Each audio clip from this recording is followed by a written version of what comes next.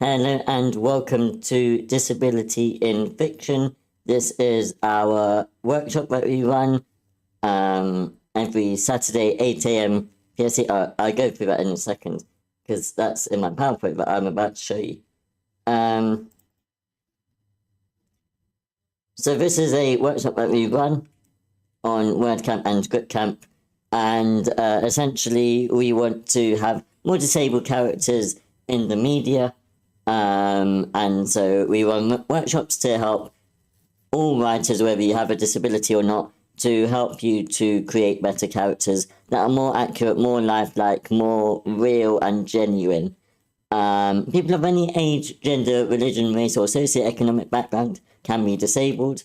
And so it's important that we're seeing those, it's important that we're seeing that representation in the media. Yeah, sorry. Multitasking again. Unsuccessfully, but kind of successfully, we'll see. Now, next slide, please. We ask, I'm going to run through this very quickly because I think everyone here has already been here before, but make sure you're respectful to everyone. We welcome questions, and we're all here to learn and improve. That's basically our guidelines and expectations summed up. There are 5 types of disabilities: physical, intellectual, sensory, hidden disabilities, and mental health, and all are equally welcome here. Whether that's autism, it's schizophrenia, it's a wheelchair user, it's deafness, it's Down syndrome, whatever disability, it is welcome. This is Disability in Fiction. We meet every other Saturday on WordCamp. At 8 a.m. Pacific, 11 a.m. Eastern, 4 p.m. British, and we look at your disabled characters in any media. We try not to have screenplays. We try and move up to ScriptCamp. If you give it to us, fine. But we will always try to prioritize novels and then any other form of media and then screenplays. The Disability in Screenwriting workshop is very much the same. We also review media there and review your characters. That'll be next Saturday. And yeah, that's for TV and film. Disability feedback. We have a prompt from 2 weeks ago, which no one completed, as far as I know. I will double check, but as far as I know, no one completed that, so no coins will be given out. Remember, the deadline for that is 4 p.m. in the late evening for Brits, and I want to say afternoon for Americans. I might be wrong. We always have it in the channel so that you can see it, and hopefully you can all see that channel. If you can't, let me know. But yeah, we'll post another one today, and you'll have 2 weeks to complete it. 5 coins will be given to the winner, as chosen by me and or Willow, and every other participant will receive 2 coins, so there's an incentive to do it. And as an addition, if you don't want to do the prompt, then you can post your own work, and we can review it at some point later, or we can review it at the time, whatever works for people. Finally, as our disclaimer, as always, we are open to discussing sensitive and potentially triggering topics, including mental health, addiction, trauma, and abuse. And so if things get too heavy for you, you're welcome to leave, because your mental and emotional well-being always take priority over your attendance. And breathe. So let's open up the floor to anyone. Whoa. What is that comment? We are failures? What? No, you're not. Oh, because you didn't do a prompt. That makes sense. Well, no. I don't know what I would say there. You're not failures. You just let me down. Make sure you do your prompts, guys. We just suck.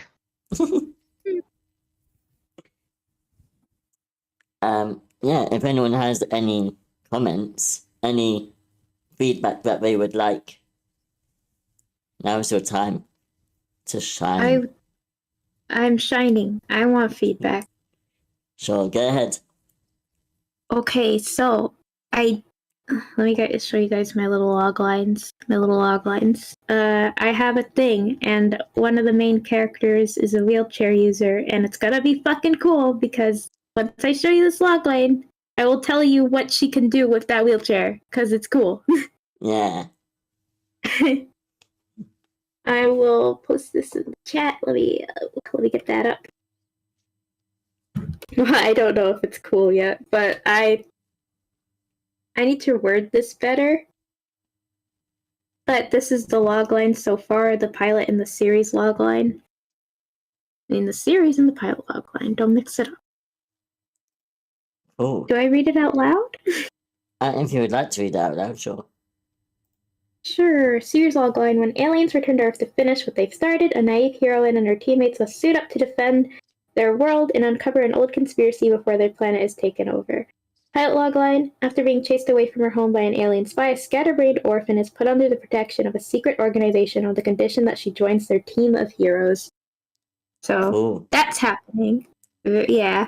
And one of the leader of the hero group is not the main character, but instead another character. I named her Ruby Lay. She is a wheelchair user, and these girls can transform sort of into like mecha-like peoples, and they have like weapons and shit. Her wheelchair can transform into a little car thing, a little like ship thing. It's cool. I think it's cool. So basically, she zooms around in it, and then she can fight that way. It's cool. So that's what I'm doing with her. And yes, she does have her own character. I did not just be like, ooh, she's a wheelchair user and that's it. She is a person, first and foremost. I had a little mini personality thing for her because I'm trying to like write every idea down and all that stuff. Let me go get it. She's kind of like a very pissy person, very angry. But Eden, did you have a instead of question? pissy. No, Yeah. but when she was talking about the wheelchair transformation, my initial first thought was like a cold fusion powered go-kart where just goes around. Yeah, zoom! Stuff. And it has like these flames along the side because it's cool. Hell yeah. I don't This know, is I like the think flames vague are thing cool. I had for her. I can talk more about her because I have decided more things. But this is like the basics of her personality, which is just like hard ass, pissy, tunnel visions a lot. Like she's very judgmental, but she cares very deeply for the people that she lets into her heart. And is very protective over them, which leads to the judgmental part. She is a very big optimist. She thinks they can basically do anything, with the team she's got, they can do anything kind of deal. But she wants to sound serious at all times. She is like the manager of the group, basically, but also the leader. So she keeps everyone in check. Okay. Yeah, so that's her whole deal.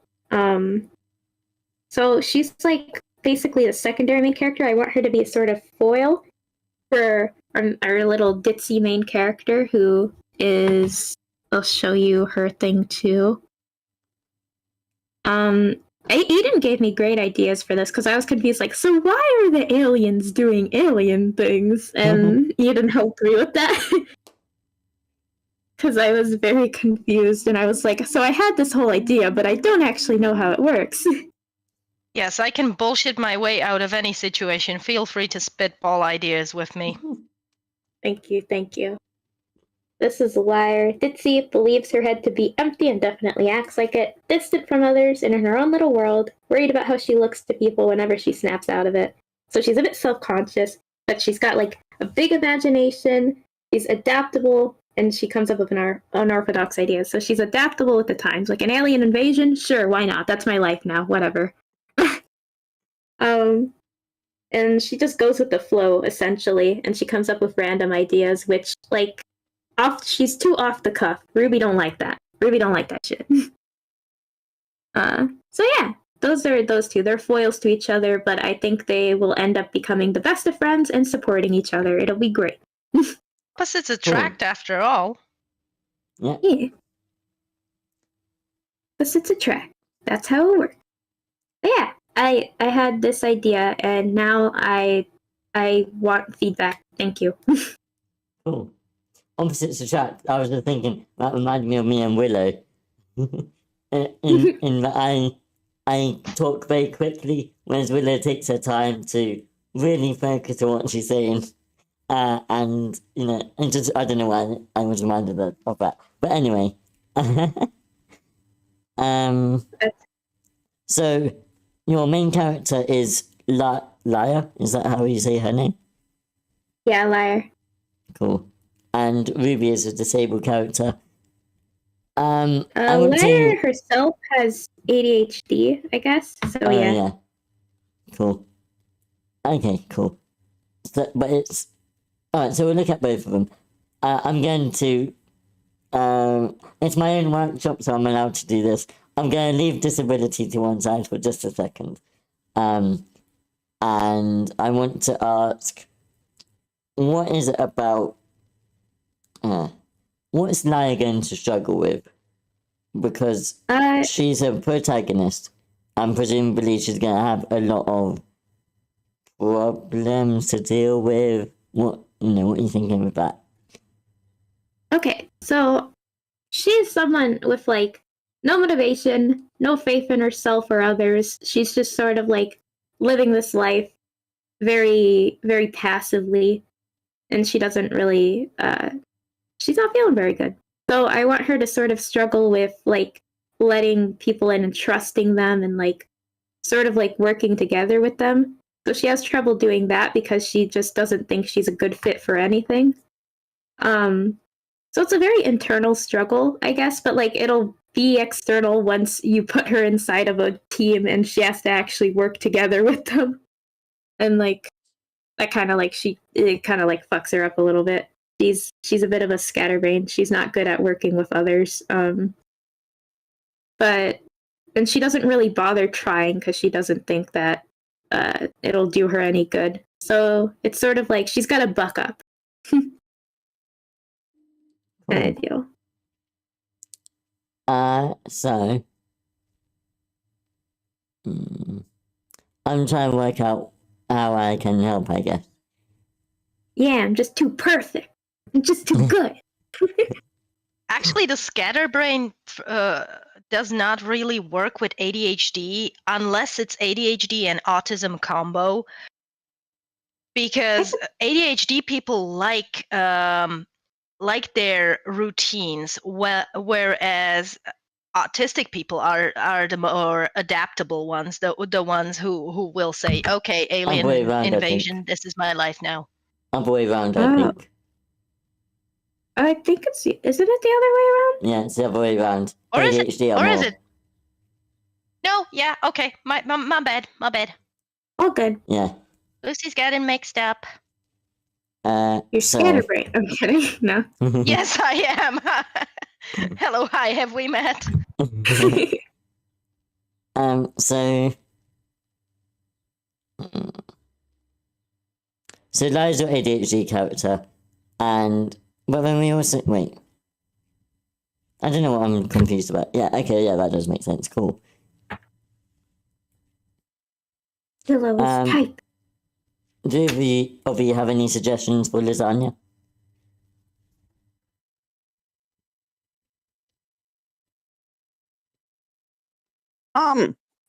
No, I don't know, lasagna. You covered you covered so much of it that I don't have a lot of questions. I felt like you made it very clear. I am wondering, like, what kind of skills or interests do they have? They're teenagers, so do they have families? Do they have roles in the family? Okay. What are their interests? I can answer this. Okay. So I made them all orphans because when they were basically, so Eden helped me come up with this idea of like the aliens sort of like kidnapping them at a young age, like abducting them at a young age, and planting these devices into them, and then shoving them back in because they're testing something out in which it's like, so there's this whole thing about the aliens being like silica-based DNA. So they're resting on their own planet. They need to move to Earth, and they need to transfer their bodies into human consciousness and all this shit. So they're testing it out with these girls who, you know, matched up, whatever. And so, like, these girls can now transform and do all this crazy shit with their bodies. And you said the silica-based part wrong. Sorry. I did. I'm yes, sorry. I said we said silica-based with iron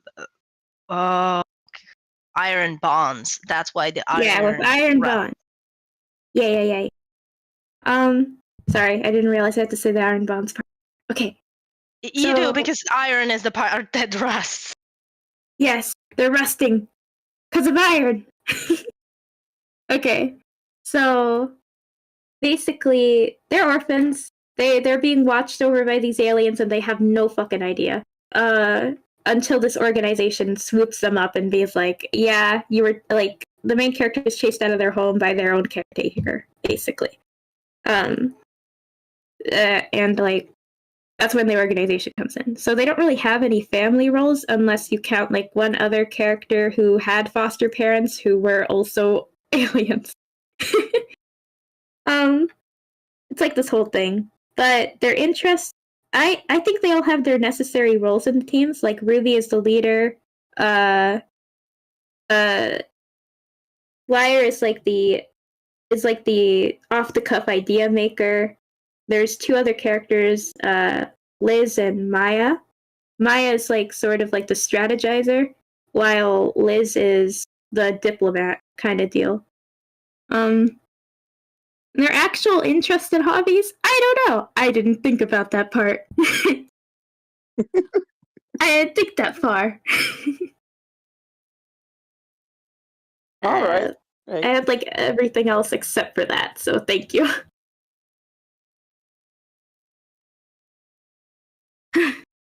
That is something to figure out because I think it could add a lot to them. Yeah, just showing how they are as a unique individual outside their identity, outside of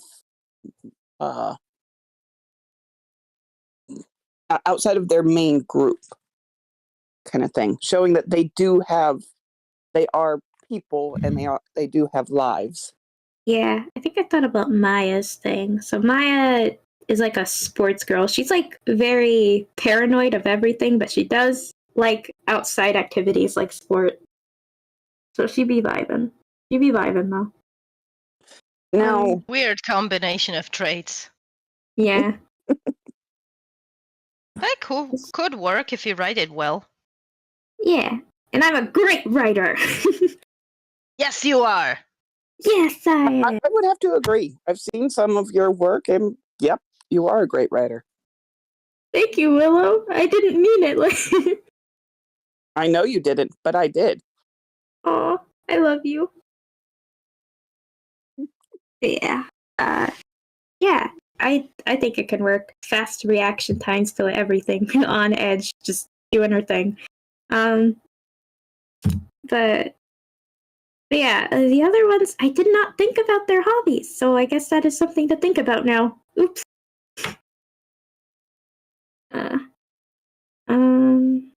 I don't know. I guess Wire doing something creative would be a thing.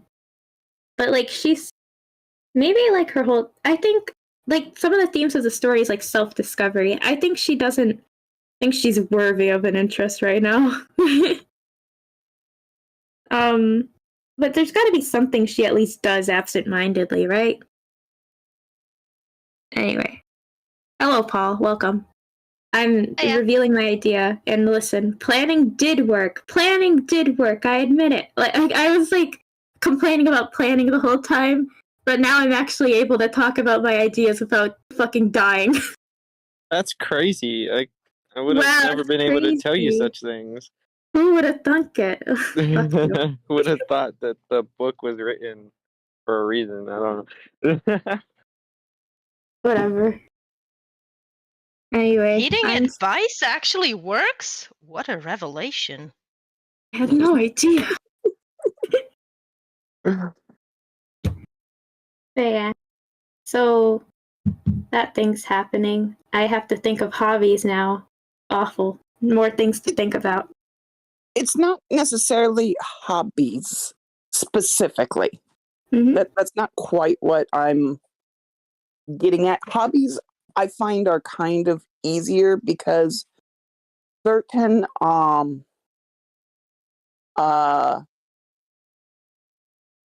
certain activities bring out certain personality traits. Mhm. So let's take, for example, Miss Eden here. I'm going to put a spotlight on Eden. She's over there making this So just intricate quickly, bracelet. What? Eden, what are your pronouns? Just quickly. Sorry? What are your pronouns? She, him, just not they. Oh, Okay. okay, sorry. I thought it was the other way around. Sorry. Okay, cool. You're No, good. no. Okay, thank you. Thank you for clarifying that. I do want to make sure. I would have corrected you if you said them wrong, but you didn't, so I didn't. Okay, good. Good, thank you. So, yeah. So she's making this intricate little bracelet that probably takes a whole lot of patience. And that has a whole particular, it has a calming effect, but it takes a particular skill set and mindset to be able to do that kind of a thing. And so that's something that can help build the character. Looking at all of us, we are all writers, every one of us, but none of us are the same. There is a certain love and a joy we get from it, and that might be the same, but how we approach it is very different. And so that's kind of when I am asking about like hobbies and kind of things, it kind of gives a clue into maybe what brings the person joy, but how they might approach a problem. Now, you say that your character is a leader, right? Ruby is a leader. Mhm. Well, there's different types of leaders. Let's say there's a big difference between, say, Connor, who is very kind of strong and forceful and prefers a lecture style, versus Nacho, which is who is kind of calm and prefers a kind of pushing you along the way, guiding you into the right spot kind of a style. Both of them are leaders. Both of them are, and then you got Joel as a leader too, because I already did Eden. So you, also being a leader who I think just has fun being here, just enjoys being around the people, and is more of a catalyst, and then likes to watch everyone take off on their own thing that was inspired by him, kind of thing. So there are different types of leaders and different types of people. So when I am asking about hobbies, it's not necessarily about, are they a reader, or do they do computers? I mean, that does help, but it gives us a kind of in a direction of how they might problem solve, or gives them a bit of individuality setting apart. Does that make sense? How do they Yeah. how do they go about their hobbies as well, and how they show their joy? How they, when they are looking to do their hobbies, or what sorts of things are they doing, and their sort of skills as well. I think is it's not you have to answer this question, but more as you think about this question, what else can you think of, sort of thing? Meant to open your mind a bit, I think, is the ideal, but kind of question. Mm-hmm. Okay. Yeah, I'll think about this. Yeah, I don't have to answer right now, right? Because I can't No, come up no, with of something on the course. spot. No. So this is not related to lasagna. This is honestly more notes for myself. How they do things, or all right, I'm pinpointing Eden again. There's the spotlight on her. With at the moment, I would say that with this group, working on her project is very relaxing and kind of calming, gives her hands something to do while she's listening to us. But that might very well change if she's with a group of people who are doing the exact same thing. Now it could very well be a competition. Who's going to get theirs finished? Whose is going to be... So even with the hobbies, it may change their perspective or how they do things depending on who they are with. I have to say the thing when you said, and you said it twice, that I come off as calming when I'm doing this, or calming myself. When I first started doing this, you would have learned 17 new swear words every hour.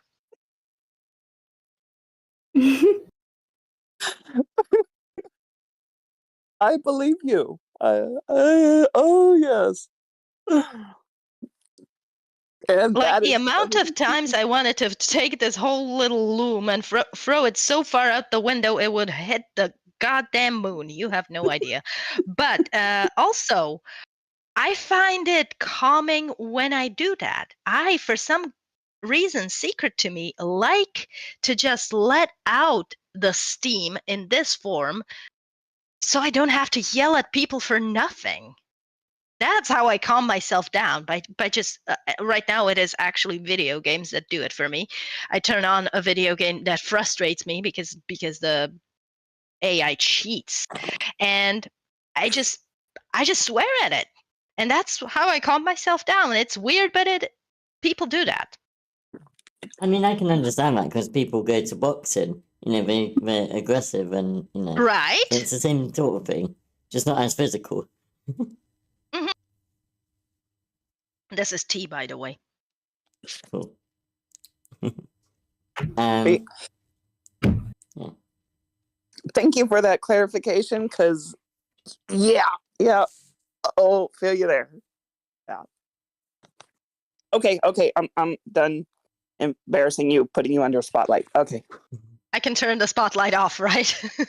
Alexa, turn the light off.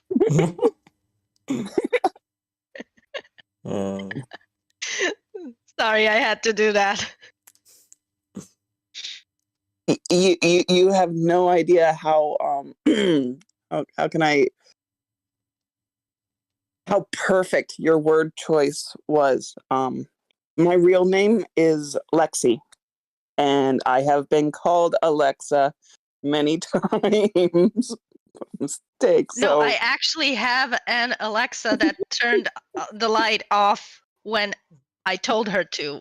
I literally put the spotlight on me when you said so.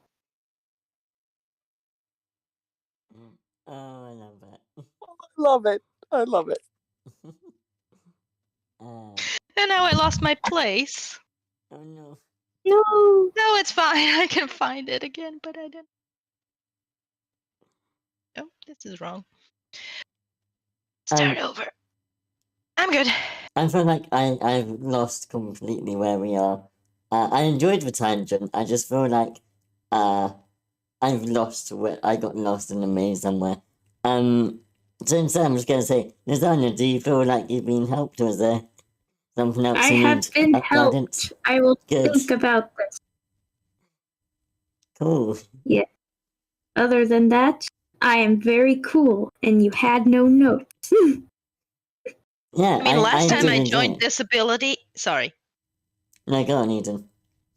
I was about to say, last time I joined Disability Workshop, I got pointers on how to write people of color instead of disabled people, but yeah, Tangents be Yeah. good.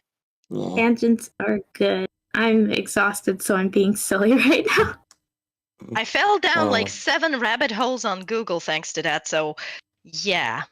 Oh, I remember what you're talking about, yeah. No, yeah. Yeah. Rabbit holes are fun. I enjoy researching disabilities so I can figure out what disability my characters have, and just spending hours reading like the different spinal cord injury levels and stuff. Yeah, that excites me. Interesting. Yes. Last time my friends and I got into a tangent, we were talking about stabbing people through the skull. Ooh, nice. Well, actually, not people, but wolves, because we were debating if you can do that and how. If you could thrust sideways is better, or if thrusting forward would be better. I And would then thrust I said, forward. no, sideways is actually better. I Googled it. I said, screw Yeah. this. I'm probably on some kind of list. Let's Google. And I did. I seen this X-ray with the dude who had a knife stuck in his forehead. Shit looked crazy. Like, Oh you gotta boy. stop pretty dang hard. Yeah, but the front part of your skull is hard as rock. Like That's what I'm this is pretty saying. much It was cement. straight right there where you put your hand into his forehead. I'm like, Ah. dude, Damn. what an X-ray. Homie was alive too. He lived. Yeah. Yeah, it's funny how many brain injuries, like mechanical brain injuries, people can survive. There was a guy who actually had a knife in his head as well, and he drove himself to the hospital, saying that he didn't want to call an ambulance and inconvenience anybody. He didn't even go to the emergency room. He just went to the trauma center and politely waited his turn. Homie And yes, lost all this his happened in feelings from Canada. that stab. I'm dead. Whoa. What Anyway. a polite young man. Yeah. Let's open up the floor again to anyone who wants feedback on disabled characters. I said that we try not to have screenplays on. We try and leave that till disability and screenwriting. But if you have a script, then bring it. I do have something. It is not a script. But it's going to take me a couple minutes to get it prepared. So move on to someone else.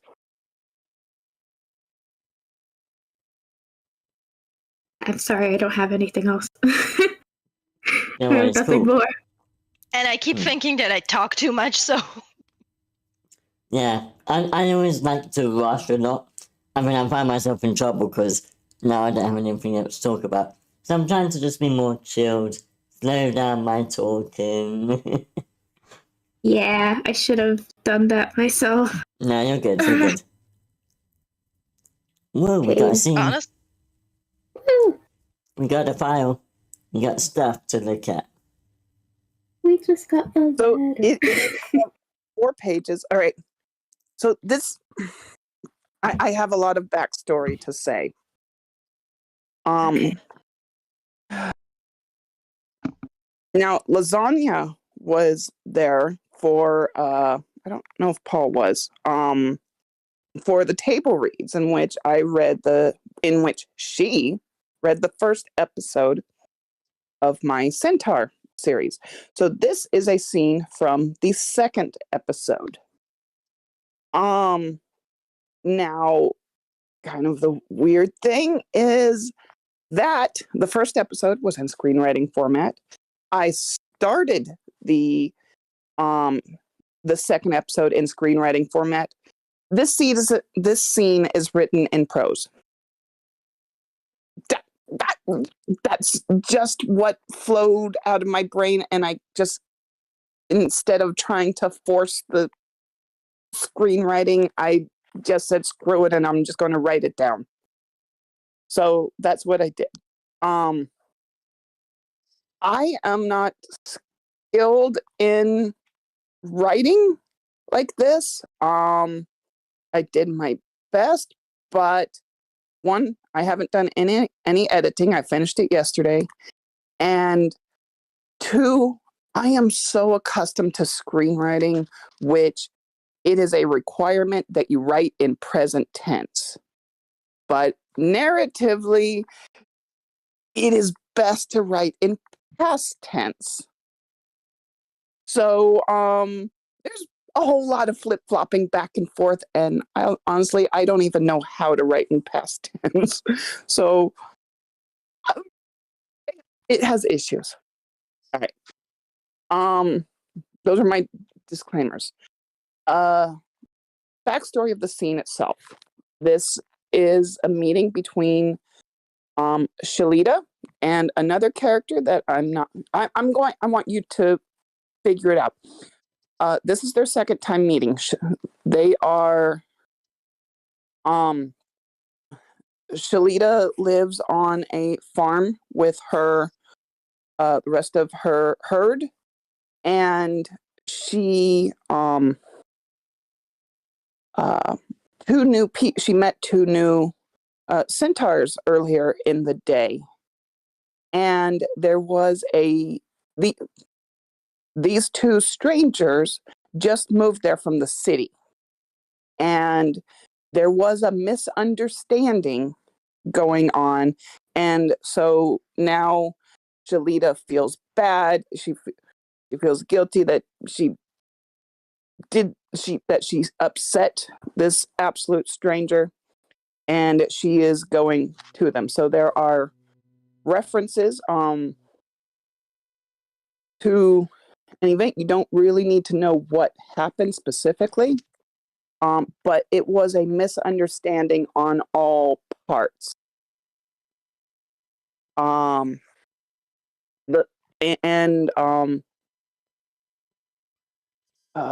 A particular thing that is not made clear, I don't think, in this is that somebody named Joy got mad at her.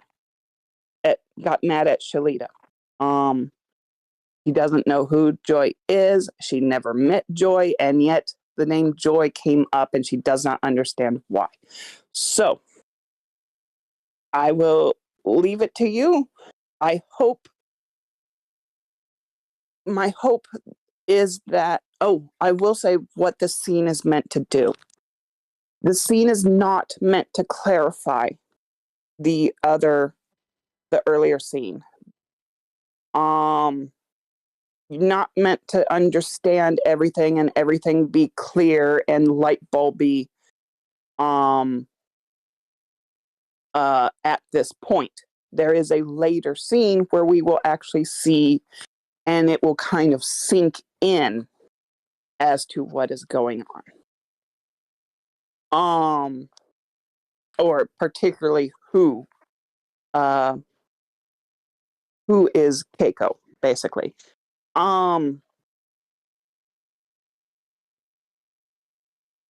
Yeah, so it should still, the scene itself should not be confusing, and it should kind of, it's like, I don't know, brightening a dimmer that you can see where it's going, even though there is still some kind of confusion. Like, I hope.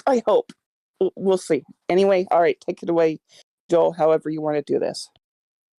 Cool, thank you. In just a second, I'm going to share my screen. I'm not sure if you can see, but my computer's glitching out. Give me 1 second here. Alright, now you can see it. Now to do the other half.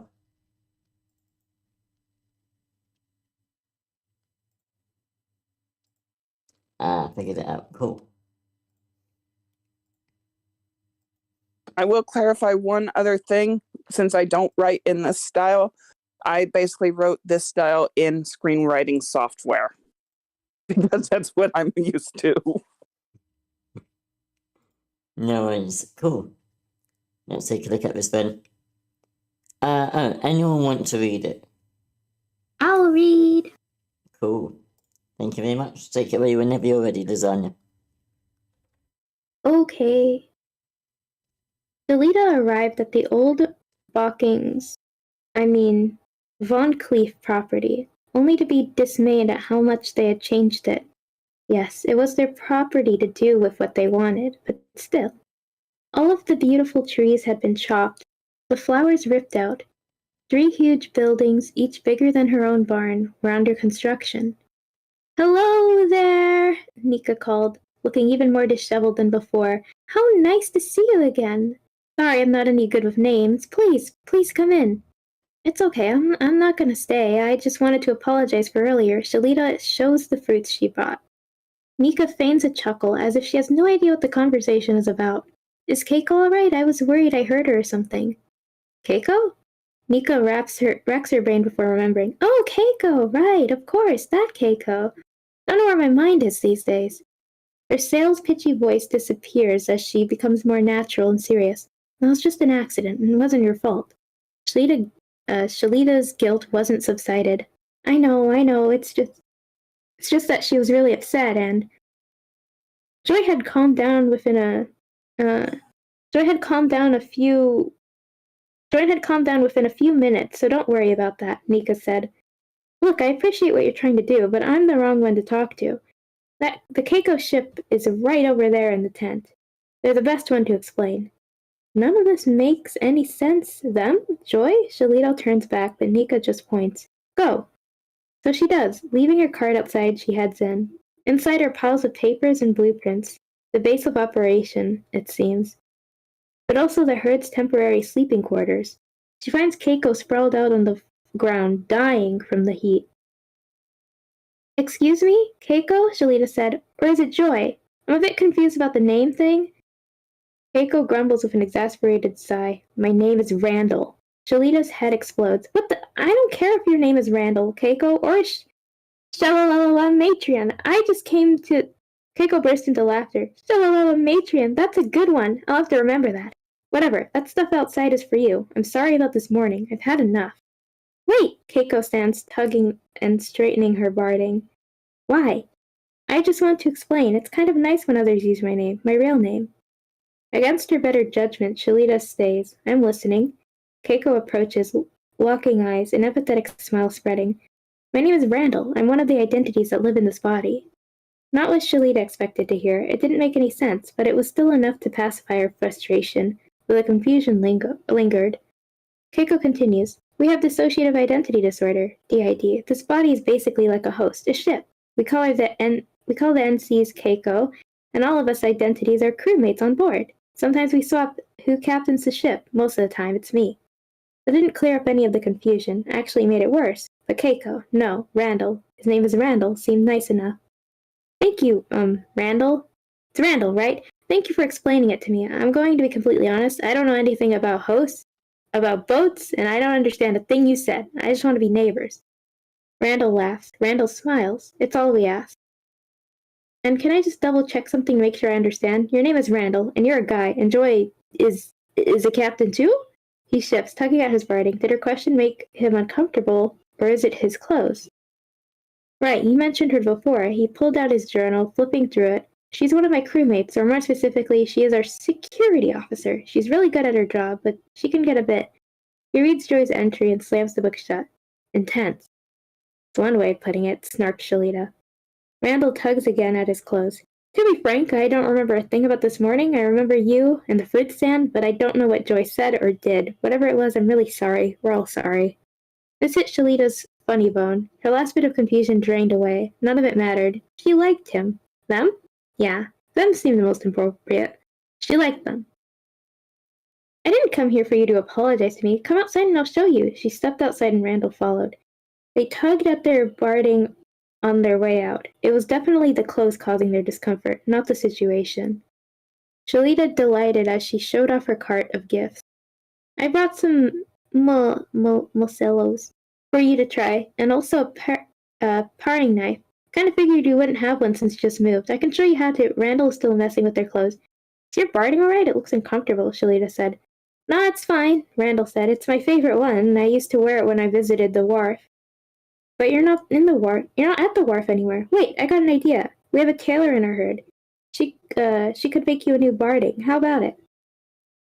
She asked it of politeness, but had no intention of accepting a no answer. No, we're good. You don't need to. Shalita didn't listen to a word. If we leave now, Paige will have time to get your measurements and start today. She grabbed Randall's hand, practically dragging him away. I said I was fine. The two of them stood there, awkwardly staring at each other. I'm sorry, both of them said at the same time, followed by mutual snickering. Julia checked herself and tried a different approach. At least come and take a look. If you don't like anything, then you don't have to get one. Deal? Randall shuffled around. It was definitely the situation that made him uncomfortable. They mumbled something that might have been fine. Good enough for Shalita. She led the way, this time not grabbing NC's Keiko. They waved goodbye to Nika and headed towards the Moore Park herd. The end. Thank you very much for reading, Lasagna. And thank you very much for giving this to us, Willow. Does anyone have any feedback for Willow? I've done prose writing before, so I will try something. I guess there are some points where it's a little distracting. There's some points that repeat itself, and then there's other points where it's like where you mentioned yourself, like you went first person briefly, which kind of threw me off.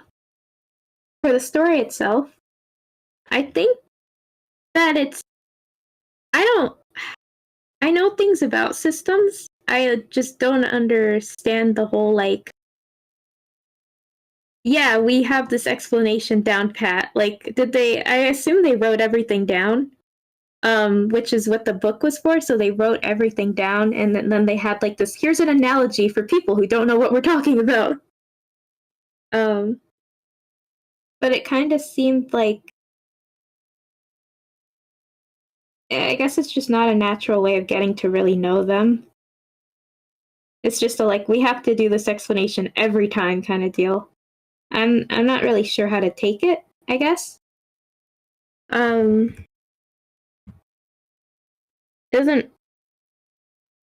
I guess, yeah, it just feels very clinical at the moment. Very clinical, if that makes any sense. I don't know how to explain this. I have heard someone explain their systems to me before, but I guess they asked me, do you know what those are? And I was like, yeah, so they didn't have to explain all this to me. So yeah, I don't know. I'm a little conflicted. I'm a little conflicted right now. I gotta think about this more, so skip me now. Get out of here. Yeah, I will. I have something to say. Oh, go.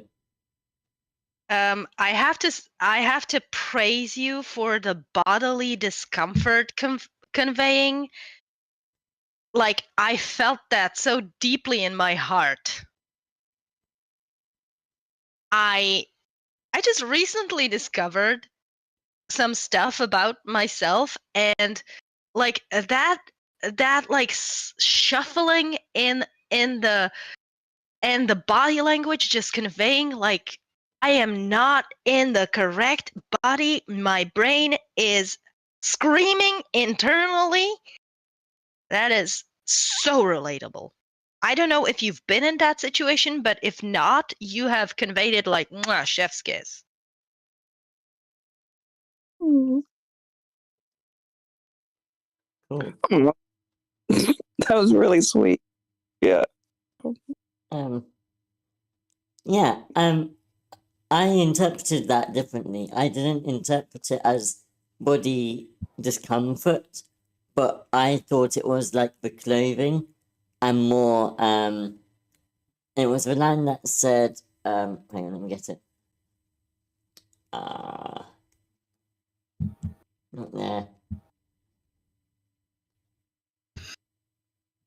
Something like, we wore this as, when we were younger.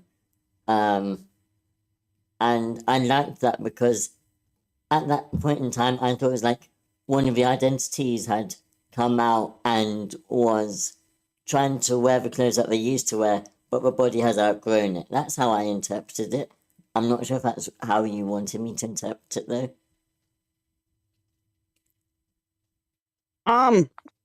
Not exactly. Both of you are right. both of you are right. Sometimes it's the clothes and sometimes it's the situation. But there's still kind of a bit of discomfort. So both of you are right. The clothes are uncomfortable because they just moved from the city, and Randall specifically has a like of ships, and so his outfit is more geared toward being out on the water or being around water and such. But now he is in this rural, dusty place, and he's wearing they are wearing inappropriate clothes for the setting. So the clothes are absolutely the issue, but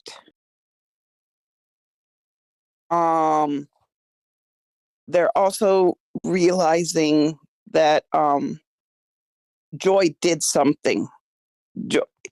They don't know what Joy did because they have no memory of it. So the situation is, oh my gosh, what did she do now? So it's intended to be both at different times. Okay, cool. Like she messed with the clothes or maybe even the body? No. The clothes are just inappropriate for the setting. Right, okay. That's the only issue with the clothing. She yelled in the book. We never see what is written in their personal journal. Mm-hmm. But it was basically something bad about Shalita. It's not really said. I don't know if it be clarified, but it's a note to themselves of warning about Shalita. Shalita is bad. Okay. And like, so one identity's interpretation is different from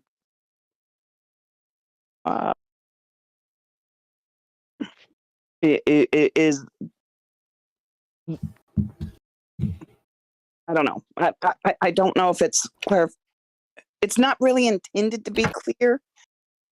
Like, hoping to get the message that they're writing notes to each other, Mm-hmm. the different entities. I don't know. I'm sorry I misinterpreted that thing with the clothes, but I might have zoned out for a second because concentration went to here, not here. Sorry. But no, you were actually right. You were right that they were uncomfortable about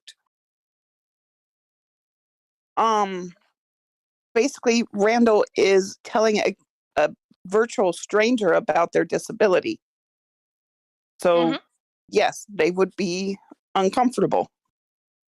Like, I don't know. Both of you were right about the discomfort. So it's more nervous shuffling because of what I'm doing, and the tugging on the clothes is just like a stim kind of thing. Kind of, yes, depending on the situation. Okay. Yes. Both are true. It just reminded me of the time I am sorry, I'm going to open up a little bit. I stopped wearing bras for a very long time. And then I had to put one on recently because I was going to the doctors and they were going to take my shirt off and I didn't want to expose my tatas. I felt like I was strapped in a straitjacket. I feel you so much. And that scene just reminded me of that. I kept just shuffling at it, just pulling it. Mm-hmm. I felt like I couldn't breathe, which is weird because it's not an uncomfortable model. It's just like the sheer fact of wearing it makes me want to jump off a bridge, to be honest. That's exactly what they're experiencing it because they're wearing the wrong clothes in the wrong location. On top of being in an uncomfortable position. Yeah.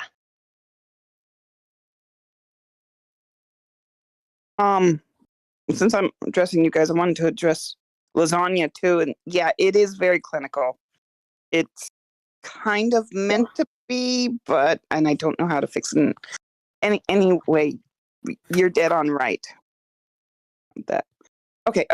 Be quiet now. Yeah, it did feel a bit like an info dump. Just, and weirdly, it didn't even feel scripted. It just felt, we're going to just throw all this information at you. That's how I got it. And it didn't come across in a way of, that was the character doing that. I think it came across more as, that's the writer dumping information, which, you never want. But I do love the analogy of using a ship and, changing the alter roles names. So not a protector, it's a security officer, I think you said. I love that. I love that idea. That's so cool. Yeah, I guess I'm thinking when explaining that their personality doesn't really come through Randall's personality, and I'm wondering how you decide how these other identities act with act in general. One of them's intense, then Joy is intense. I guess we know that. Randall likes boats. But I guess how would Randall really explain DID to someone that someone that he's worried that he yelled at, that Joy has yelled at, and they're just like, why though? Why? I don't remember this shit at all, and now I have to fucking explain this. What am I gonna do? Kind of deal. Also, the info dumping didn't strike me as mechanical at all because I was in a position where I had to info dump repeatedly to people, to the point where one of my friends has heard the story so many times that when I heaved an exasperated sigh, she did it for me. Yeah. She straight up repeated all of my info dumps instead of me, and it was so funny. I mean, it wasn't because I had some kind of disorder that I had to explain, but it was right after I dyed my hair purple for the first time, and it was washing out into blue, and I had to explain why the blue comes out when it's been washed a couple of times, and everybody and their grandma asked me that question. Yeah. I guess for me, it didn't really feel like a conversation between two people, which I would understand if it's I had to explain this multiple times, but it's also it's a very vulnerable moment made into something that's just here is some exposition about myself.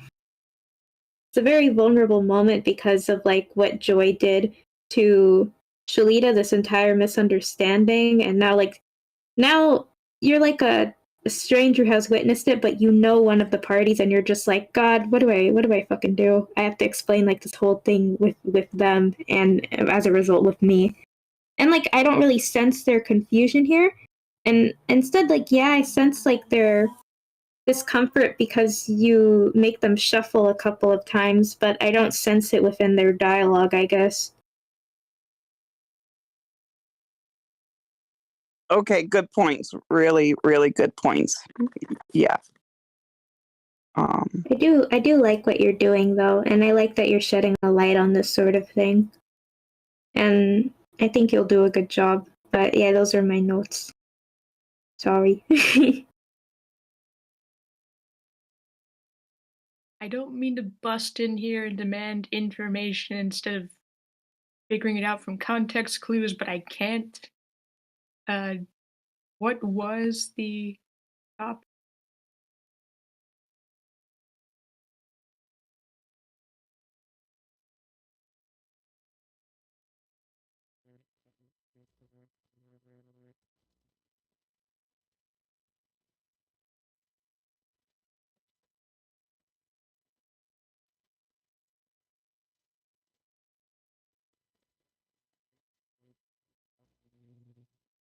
Yeah. A misunderstanding happened with another character, and Shalita, it's her centaur story. Okay, Shalita comes in, the main character for this scene, and is going to apologize to them, but realizes, hey, there's something kind of fishy going on here. What's happening? And I think that's really all you need to know. Oh, okay. So like it wasn't a misunderstanding, like they really meant to do it? No, it was a misunderstanding, but there's something going on with this person that I had the misunderstanding with. What's happening? Oh. You know? Okay. Sweet. Anyway, so you can read that and then Oh. give feedback, probably. That's probably the best way to do it, yeah. Well, yeah, Yeah. thank you. You're welcome. Oh, goodness. An excellent recap. Sorry, Jill. Thank you.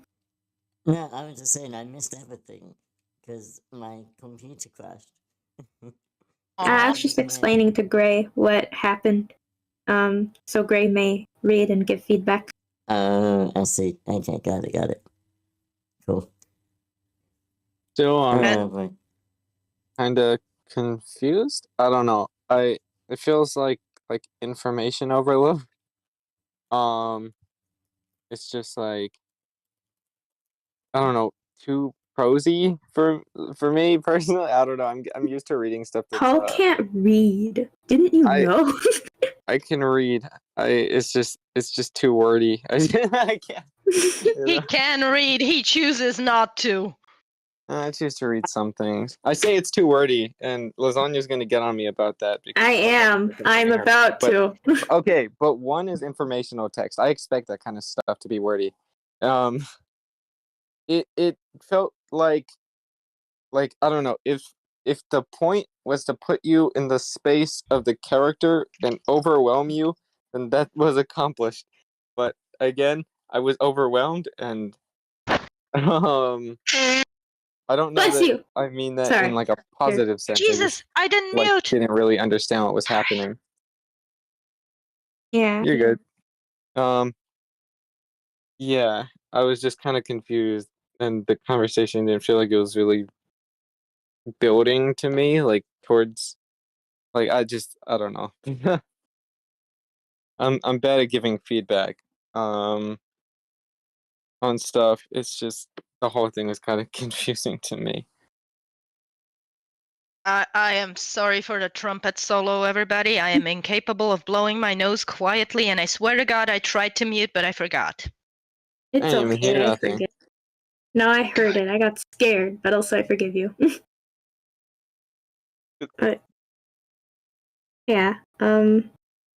Yeah, I guess try to make Randall's feelings come across a little clearer, like the whole discomfort thing, through verbal dialogue and all this stuff, and also like how would someone who is nervous and confused, disoriented, relay this information to someone, like, or whoever feels like how Randall feels in this moment? How would they relay this information? And also, like, make it more of like a conversation between two people instead of, here is this encyclopedic knowledge I have. Here is this informational text. I don't know. We wrote I this shit agree. down. Some of it felt like you were implying things through the action lines that could have been implied somehow by the dialogue. It's like, oh, they're feeling this way, they're feeling that way. It's like, oh, show me. You know what I mean? I don't know. Again, it felt like reading a book, but in script format. It is prose. It is prose. It's not like a script format. It's Oh, supposed to just be book, right? read like a book. It is supposed to be book like a form right now. Okay, I was in Uh. fucking script reading mode. I was so confused. I was like, what's going on? You're Welcome silly. to WordCamp. We do novels here.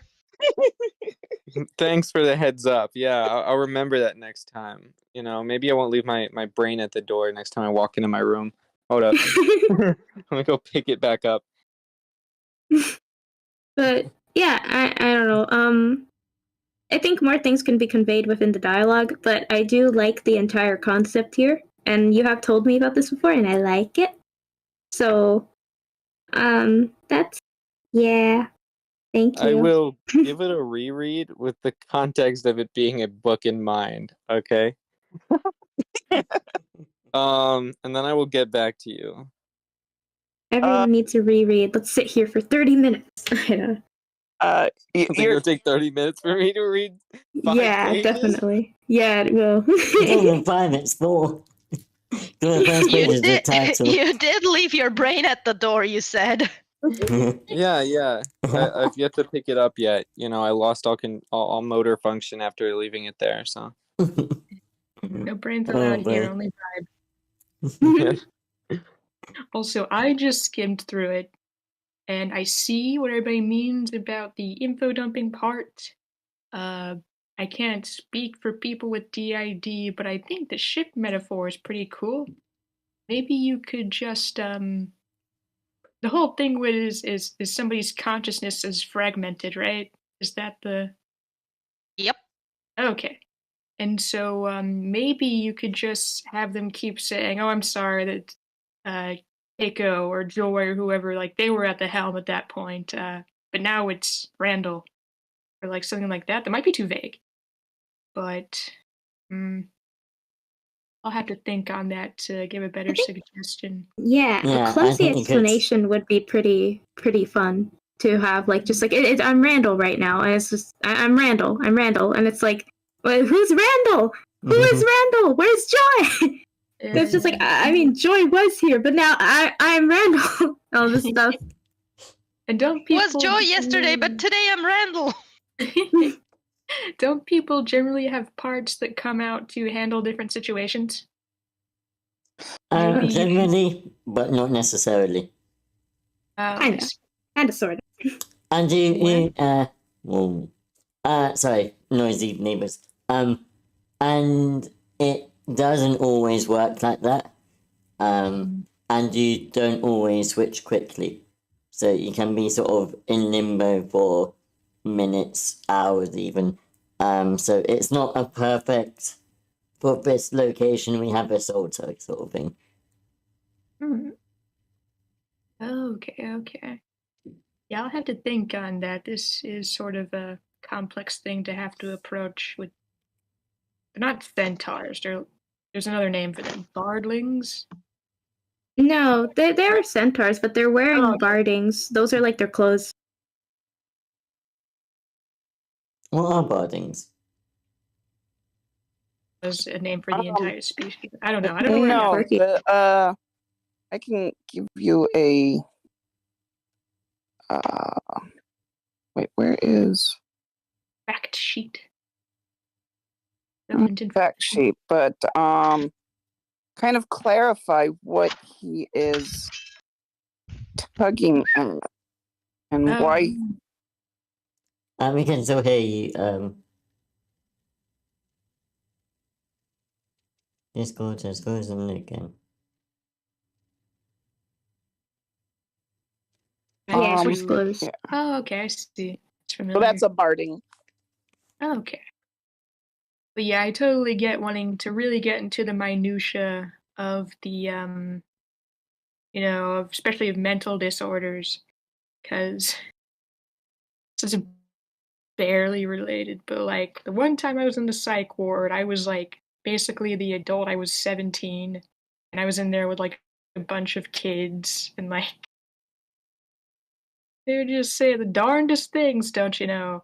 And I happened to bring up that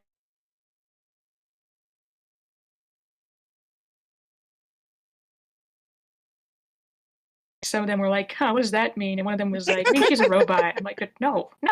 And I kept on trying to go into a lengthy explanation, but like everyone was like, "Oh, I see, a robot." I'm like, "No, that's incorrect."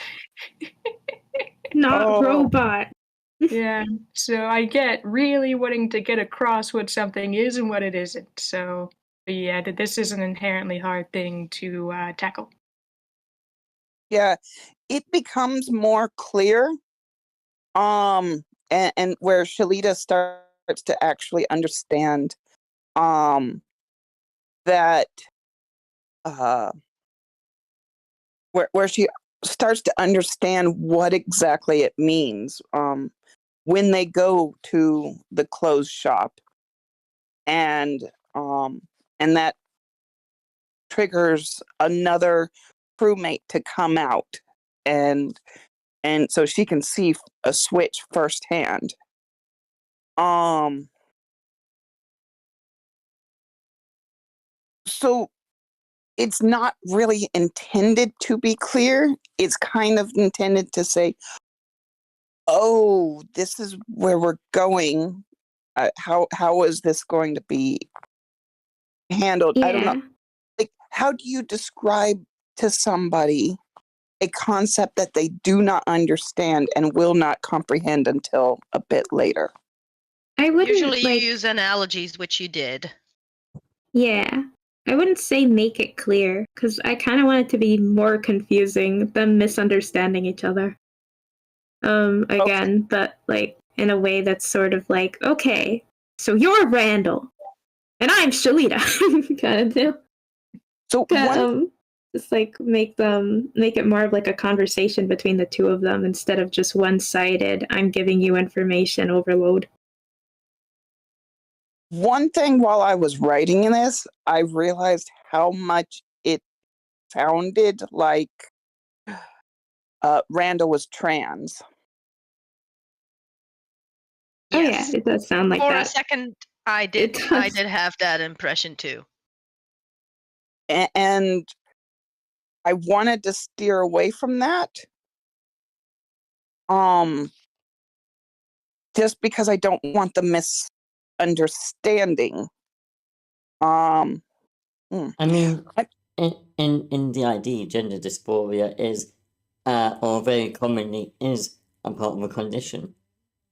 So I don't think it's necessarily bad to have it confused as being transgender. Because Okay. yeah, if one of the identities gender doesn't match the sex of the body, they will have dysmorphia. That just makes sense. And the trans confusion can stem from that. Yeah. Yeah. Okay, that does make sense, since this yeah, Not every trans person and not every identity identity whose gender doesn't match your body's will feel gender dysphoria. So yeah, great, you're right. I don't want like, that sounds good, and I like that.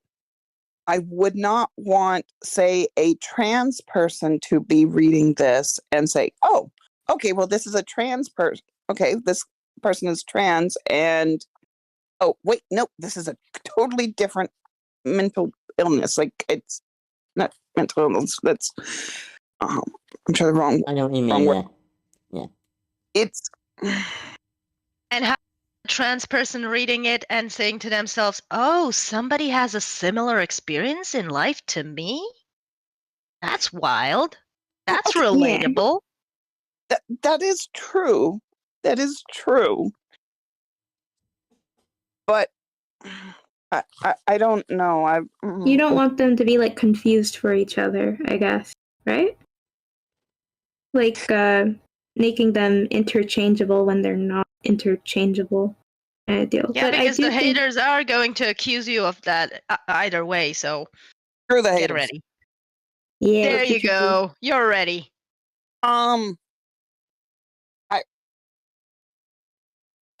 I would love to have a trans character, but I would want that character to be trans. Like, I guess it would be a Venn diagram.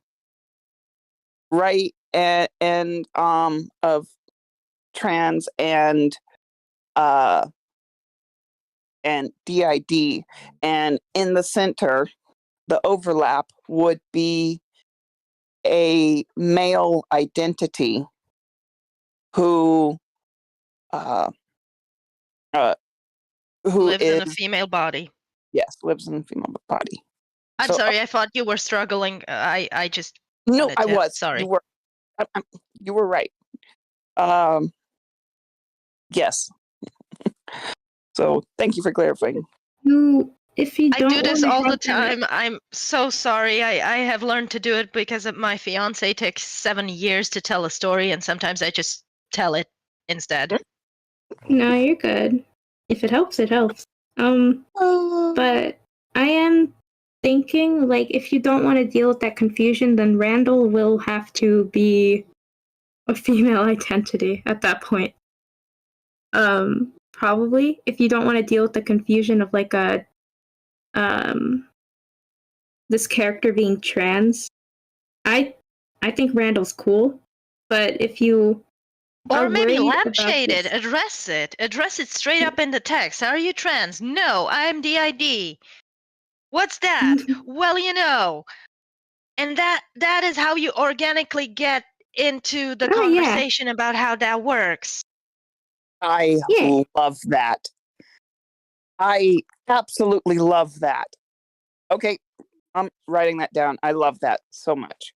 Because Yeah, more that's a good people way. know what trans is and could be accepting of the or not, you know, but she should know what a trans person is if there are any in their society. I don't know. You do. Yes. Yes.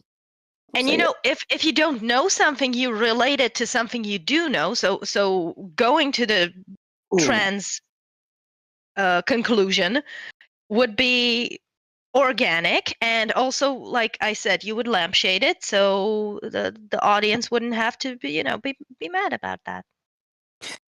Perfect. Nip it in the bud. I love it. I love this. Clap, clap, clap, clap. Good job. Did it. I'm gonna say something.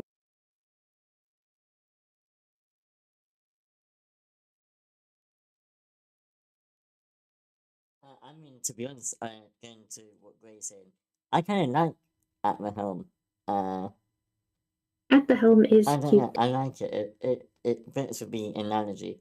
I mean,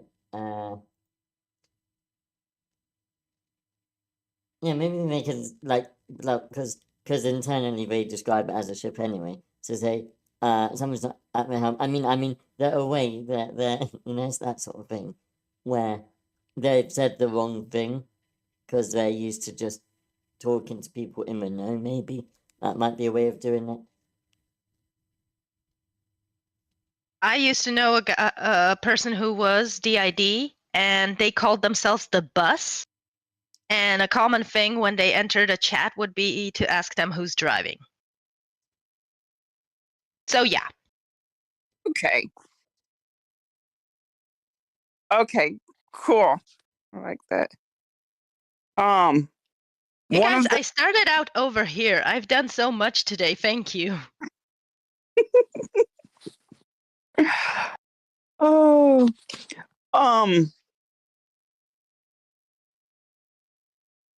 well, see now I lose track of what I'm going to say. So having a story revolving around centaurs and like developing their kind of language and stuff, and I need to go back and rewrite the dialogue and language and such, make it more personable. But I went down the horse rabbit hole and all kinds of horse terminology and such. And so now I still need to go down the shipping rabbit hole, learning about boats and stuff and how can I combine the two. I can introduce you to a sailor who will talk your ear off if you ask him a question. And I have an idea. I am sorry. I am just bursting out with ideas today. So the nervous tick could be with associated with the thing that they are half horses, essentially. And it doesn't have to be, tugging on the, forgot the name of the thing, sorry, but it could be like, the hind leg just doing the county thing. Okay, yeah, I know what you mean. Because it kind of reminds me of how ADHD people do the thing with their leg. I do that too, and my mom tells me that I look like an excited retriever.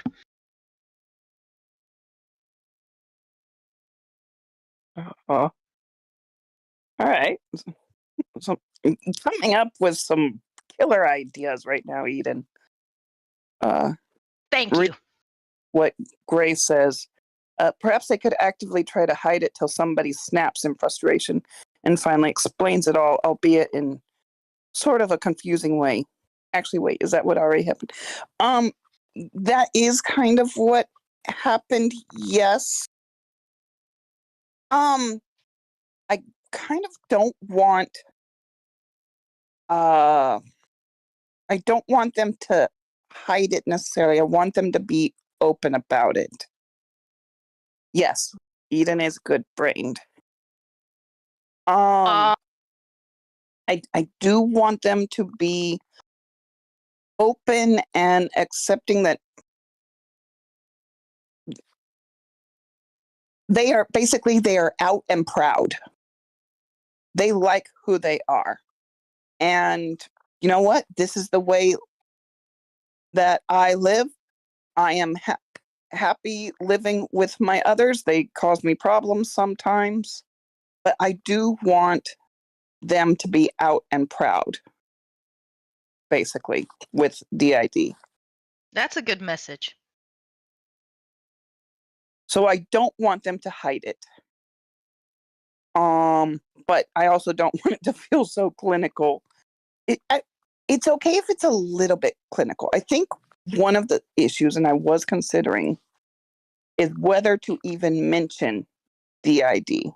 I wanted to mention it kind of to clarify, but in this place that has a horse creature making shipping metaphors, would they even call it DID? Bull barn disorder? I am so sorry. That was horrible, and I will see myself out. Bull barn disorder. I think it can be mentioned. I mean, I don't know how There's far a the medical field steeplechase going on in my head. I don't know how far the medical field in this world is. I don't know what's going on. Yeah, I mean, I don't really know how the how a centaur's brain develops. But if it's a fantasy world, you're designing the characters. If you decide that a species' brain works a certain way, you can do that. In terms of a name, nothing about the name is particularly human, so I don't think you'd have any problems there. Yeah. Yeah, but there can be like a colloquial term that they call it as centaurs, which would be really cool.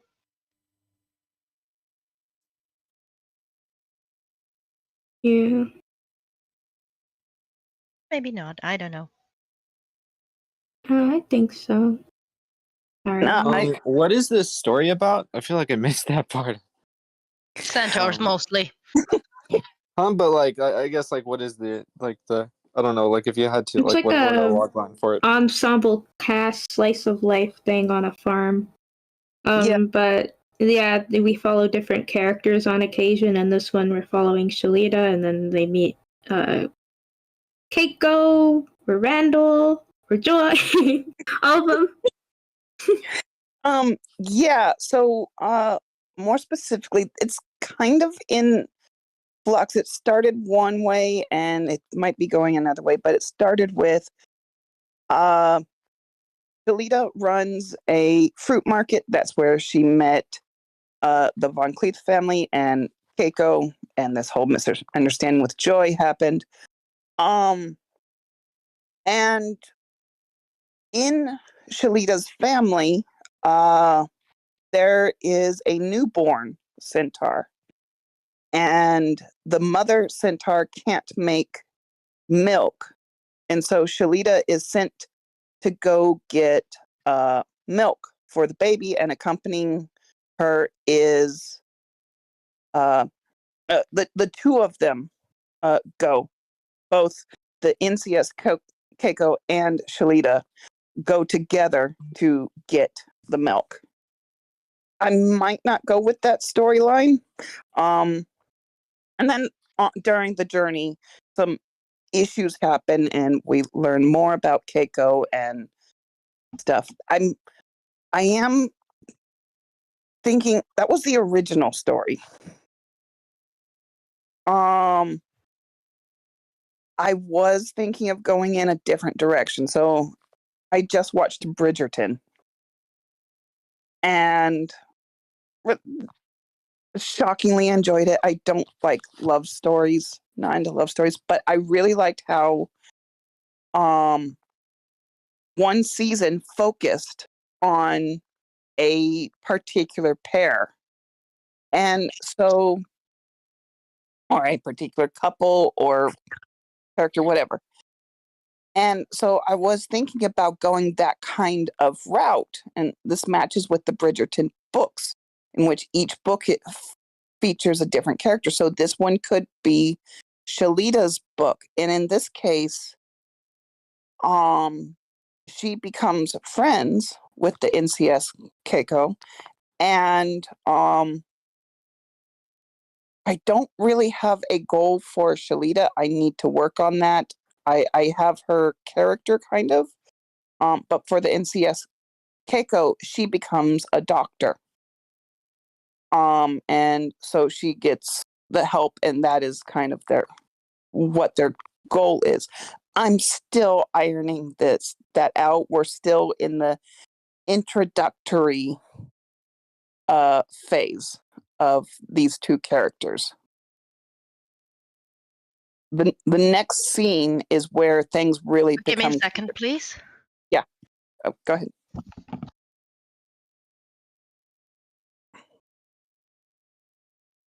I think they meant BRB. Okay. I mean, I think she meant BRB. Oh, she meant BRB. Yeah, so right now I don't have the particular pilot. I don't have the particular goal in mind. I just wanted to write down and these scenes, these kind of introductory scenes that I've been kind of obsessing with. This one and the next one with the clothing, where everything kind of, now I get it, kind of a scene. So yeah, that's what this is. That's where my brain has been. And anyway. Thanks. I'm still confused, but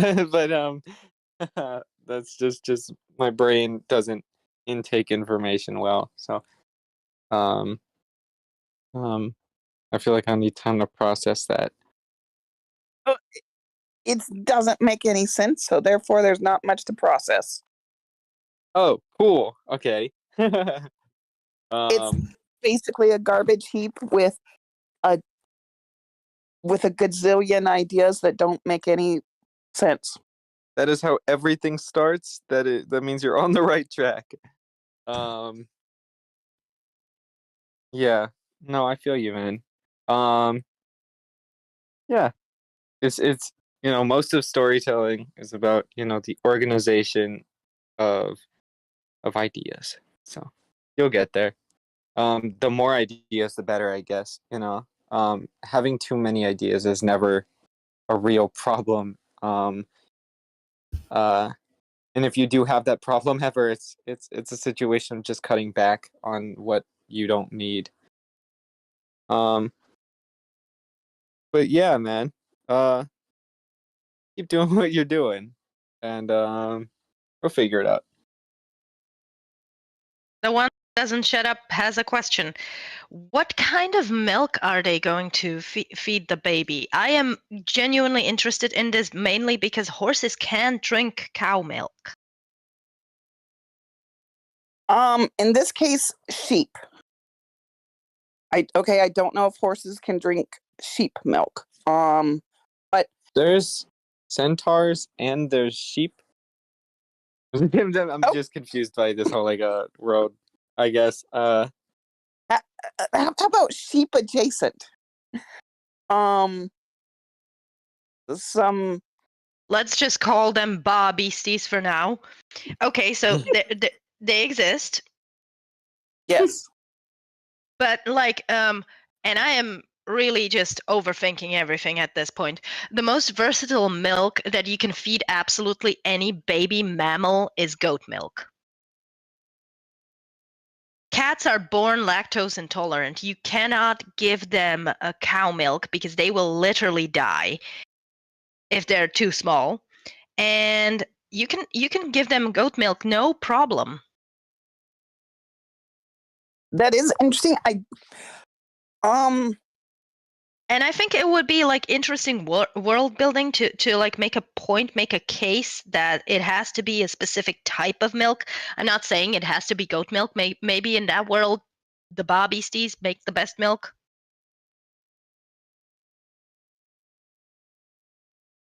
Okay, that is some good point. So I did research more about human babies. What can human babies versus what horse babies can drink? The goat thing, I do like the goat thing. I am wondering because Human babies can drink goat milk just fine. It is like I said, a miracle for all mammal babies.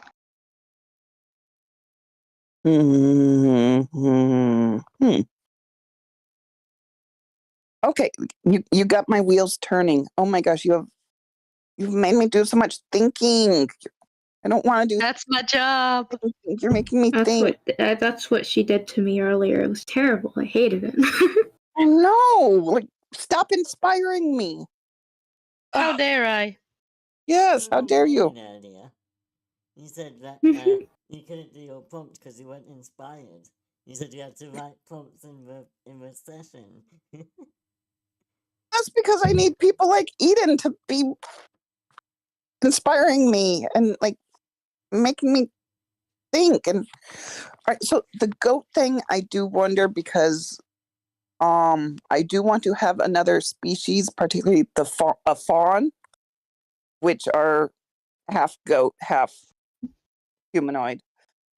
See now, the fawns could be like the wet nurses of the world.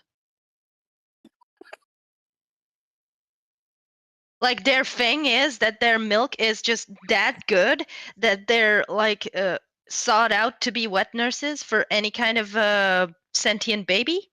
Okay, well, that went weird. Okay, I'm shutting up now.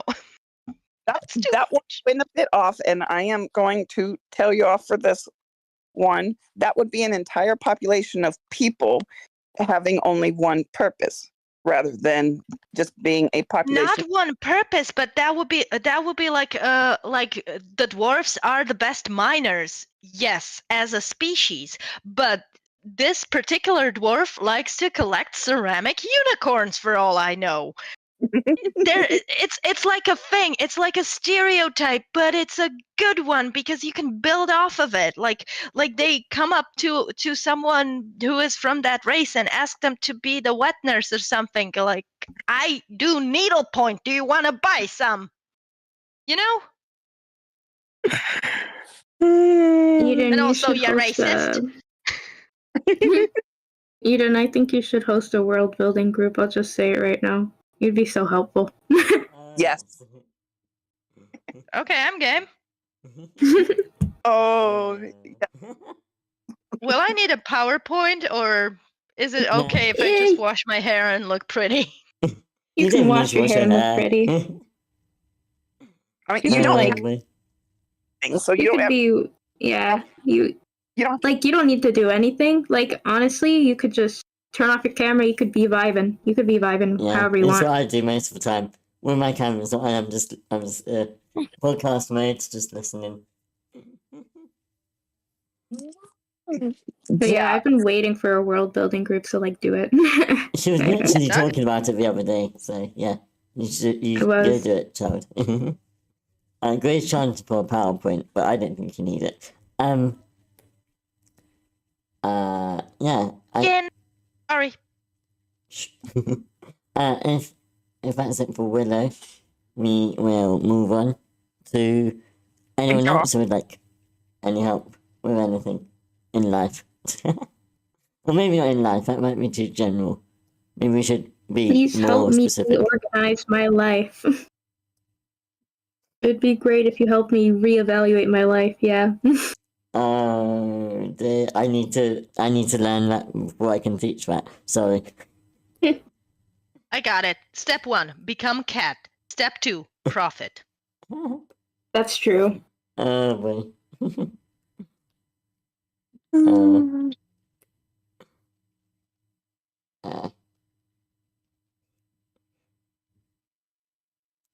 Okay. If no one has anything else, then we've got 20 minutes left. I forgot to find the prompt. That only takes me 20 minutes. Actually, it won't this time. Let's get a writer's prompt, and then we can do as Willow likes, and we can finish off the session with a writing prompt. And we'll just, go indefinitely. Or whatever. Zach has a question. Oh, Zach, give us a question. I want a question.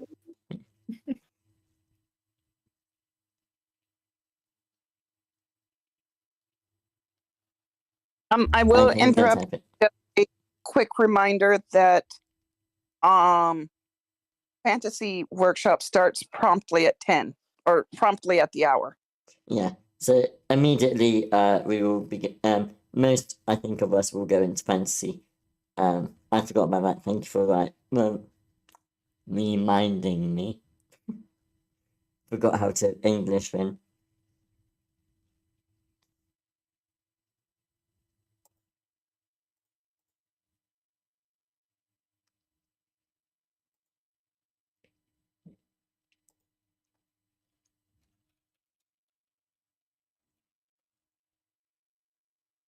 What's happening? Sorry, did I I think miss we're something?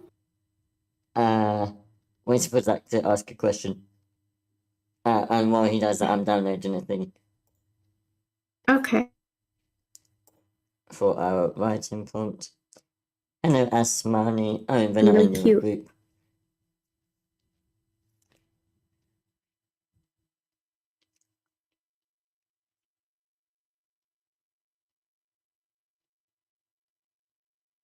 Memoir. Someone's got a memoir? Whoa.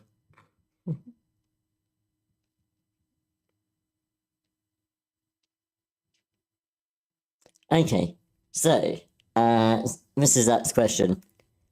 So one of my characters has his arm chopped off at the elbow point. How long do you guys think it takes to teach yourself how to use like a fake, what? Oh, a fake arm, a prosthetic arm. Okay.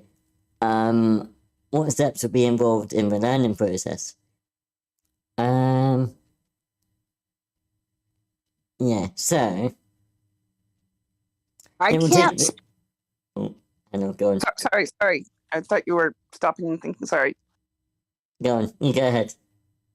I can't speak for arms. I don't know about arms, but I just watched a video about a leg, and it took her like the better part of a year to be able to walk comfortably and naturally.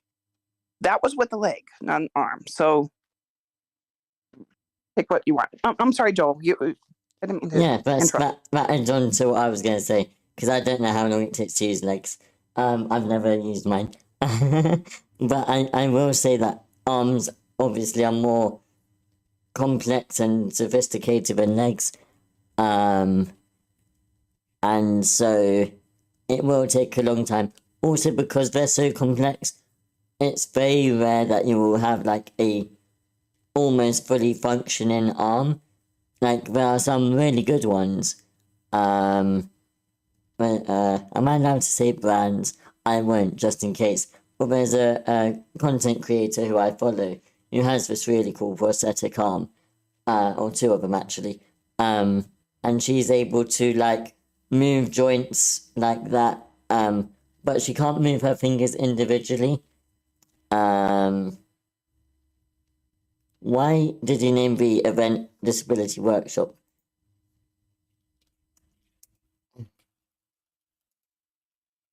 Probably because we talk about disability. Sorry. Yeah, so they have to be very advanced. No. Not true. Sorry. I'll deal with that later. I'm gonna get distracted otherwise I could go into a whole thing about that. Yeah, so it works by using the muscles in the arms. The muscles that aren't used anymore. So there's like pressure buttons or something. I'm not sure exactly how it works. But when you flex that muscle, for instance, then the prosthetic arm will detect that and will know what action to do.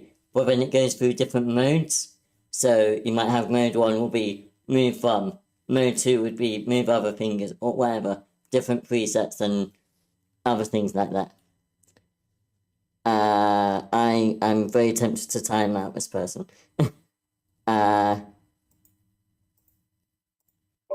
Let's see, Yeah. I think of the most polite way to tell them. Yeah. Never mind. I'll figure it out. You know what? Get out of here. I'm not interested in you. Disabilities are not inherently negative. No. And also the implication that you have to show talent to be valued as a person. Oh, why can't I time her out? Time them out. I can't They're a time them bit out. silly goofy. I consider myself disabled. I am autistic as all fuck, and my special power is zoning out. Facts. Yeah, I guess they're just in a silly, goofy mood. Oh well. They're in a silly goofy mood. Okay. Please don't start that. Sorry. That was gonna distract me otherwise. Yeah, anyway. Hopefully that answered your question, Zach.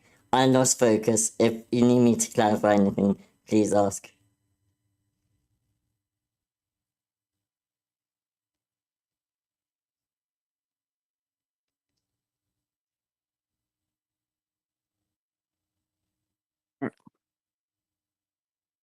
Okay, cool.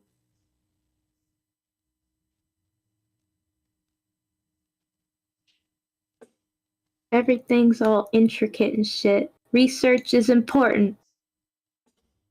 Yeah. Rabbit holes Everything. are fun. Yeah. There's a sorry. lot that goes into everything. I'm going to go back to Zach quickly, sorry. The fact that you can have different modes is something I didn't know. Each prosthetic arm will understandably work differently, so I can't talk for all, for all arms, particularly since I don't have any myself, any prosthetic arms myself. But yeah, I'm going to see if I can find a... Because everything I learn of people who have a disability from social media. So, let's see if I can find her.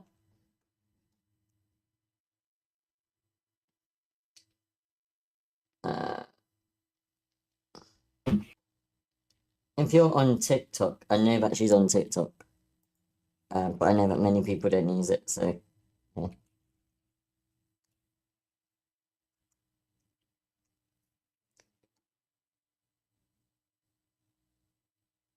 Okay, you're on TikTok, cool.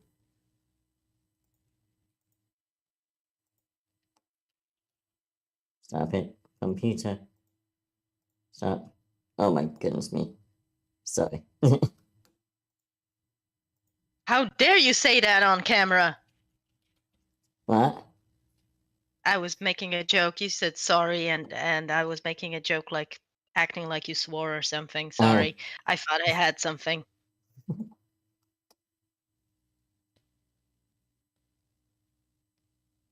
Anyway, here we go.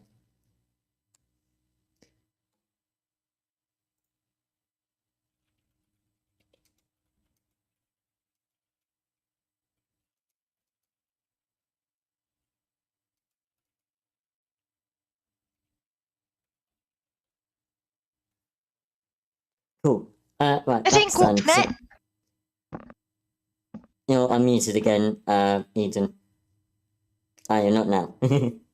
Right now. Cool. Fantasy Workshop is about to start, it seems. I will post the message in the channel within the next couple minutes.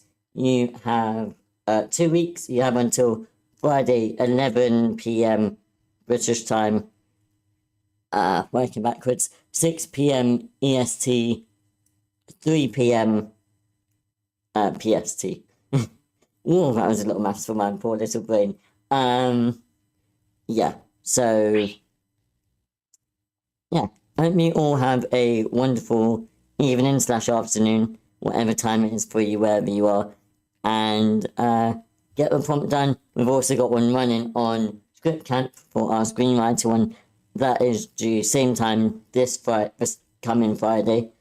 And then this one for WordCamp will be in 2 weeks. So, yeah. Me and or Willow will review any submissions as they come in, and coins will be given. Yeah, thank you all for coming, and have a wonderful week. Also, I am so sorry for the disturbance just now, but apparently nobody respects the fact that I have a do not disturb sign outside. No, Oh, you're no good. worries, I no didn't worries. do anything. See you guys. But yeah.